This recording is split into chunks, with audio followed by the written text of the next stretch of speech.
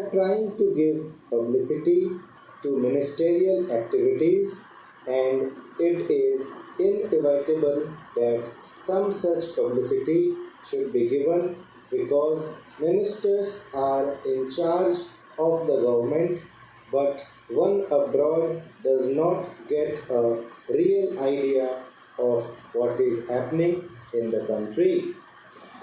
I would like to suggest for the consideration of the External Affairs Ministry that they should send a fortnightly assessment of what is happening in India, written dispassionately, not to please a minister or to highlight something that he has done, but to give an objective assessment of what is going on in the country.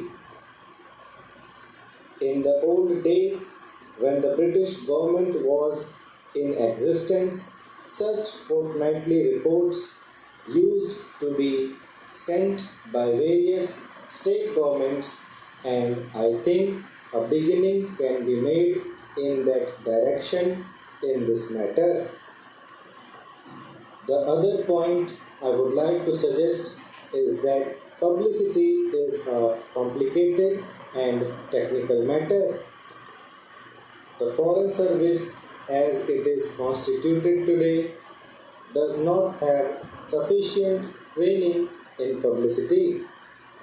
The Estimates Committee, which went into the demands of the External Affairs Ministry, mentioned about the methods of training which have been adopted, but since our foreign servicemen are not trained in publicity work, and one sees, for example, that a lot of confusion has arisen in the United States over Ambassador Nehru's statement, I think the External Affairs Ministry might well set up a committee of members of parliament who are conversant with external publicity and some newspapermen to advise the External Affairs Ministry from time to time.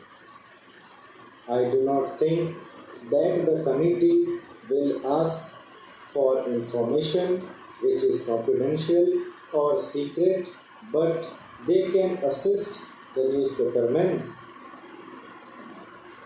There are a handful of competent men who would be willing to serve on the committee in an advisory capacity. They would be able to tell the External Affairs Ministry what should be done in order that our news publicity abroad is better.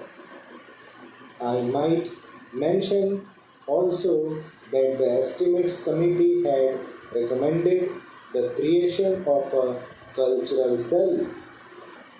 Sir, to my mind, we have also to be clear in our mind regarding the objective of rural industrialization. Do we mean to have only diversification of rural economy, and are we going to have rural industrialization only in order to give some help to those who find themselves unemployed during a certain period of the year? Are we aiming at utilizing local resources and meeting local needs through diversification of rural economy, or have we a more fundamental objective in mind when we are trying to industrialize the rural areas? Without this, I am afraid rural industrialization will not be possible. So,